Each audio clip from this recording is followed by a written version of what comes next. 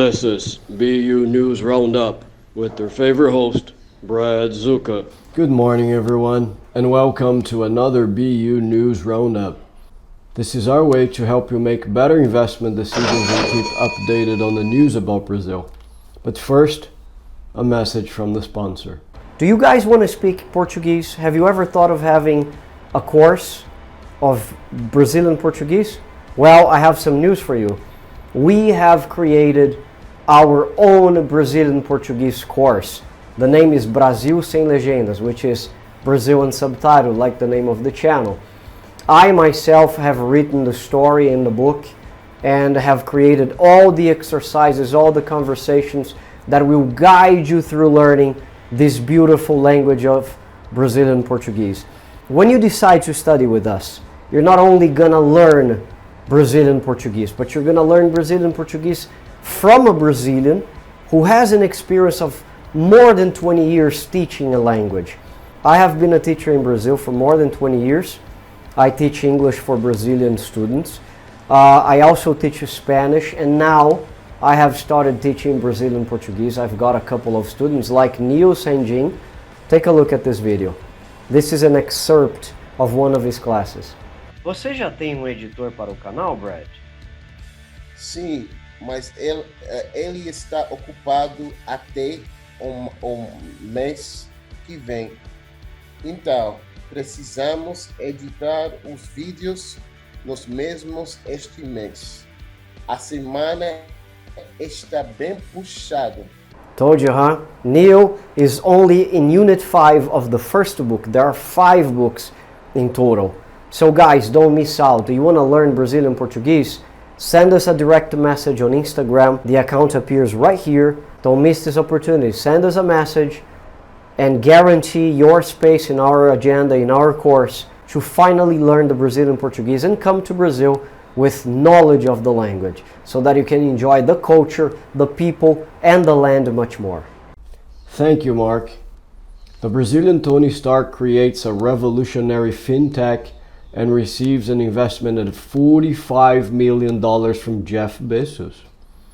Rafael Stark is not only a nerd for having adopted his artistic last name directly from the Iron Man comic books. He is also the founder of the Stark Bank, a bank whose aim is to offer a more modern and high-tech bank service to the unicorns, that is, startups in Brazil worth $1 billion. His objective is to offer those valuable companies what Nubank has been offering to regular people.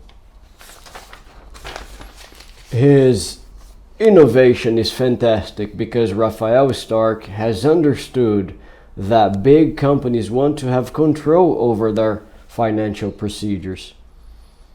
So the Stark Bank is offering products like a corporate card that allows expenses by currency, countries, establishments, and frequency of operations.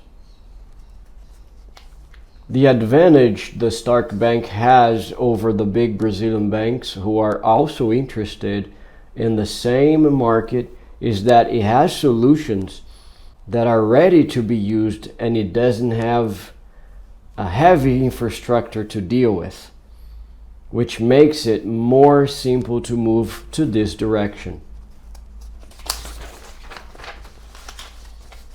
This is not the first time the Stark Bank receives a millionaire check like this. 4 months ago, the bank had already gotten an investment of $13 million from a fund that had Dropbox, Rappi, Wildfire, and Slack in it.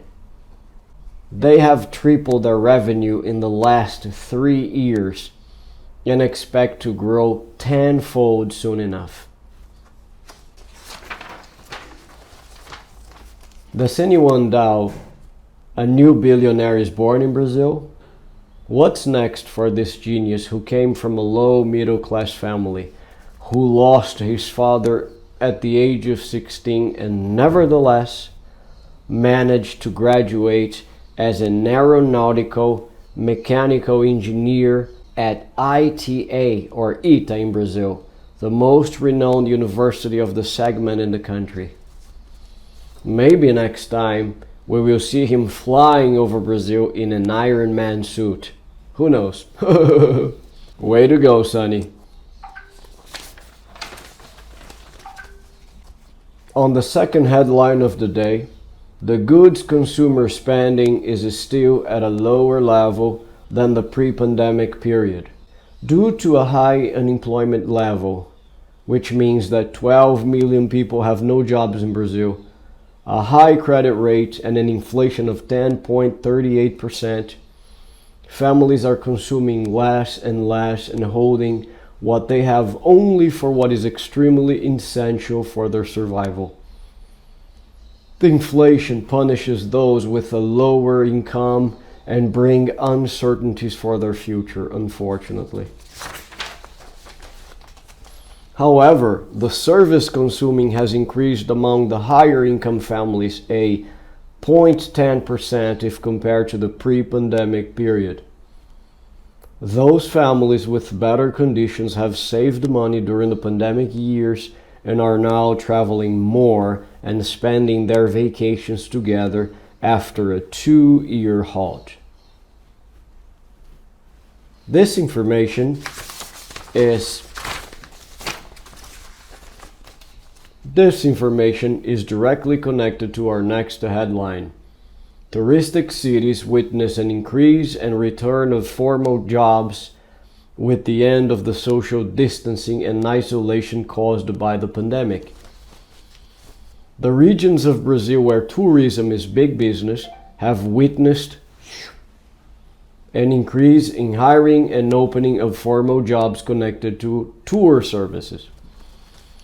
Even though the level of activity is still lower than before the pandemic, such increase can be perceived, and along the commodities production regions is helping generate the job creation throughout the country. According to Fábio Bentes, a Brazilian economist, the sector only hires if it sees a positive perspective in his path. The county of Porto Seguro, for example, in the state of Bahia, has had a formal job increase of 52%, which means that 10,019 jobs have been created between July 2020 and February 2022. For the businessmen in the sector, this has only been possible with the expansion of the rollout and the end of the social isolation measures. And with that, I wrap up, and I ask you not to forget to like the video, subscribe to the channel, and click on the bell button to receive notifications when new videos come out. We are here bringing you valuable content. The minimum you could do is subscribe. Remember, it's still free. So don't be a sponge and come on, subscribe to the channel. See you soon and have a great day. This is BU News Roundup with their favorite host, Brad Zuka.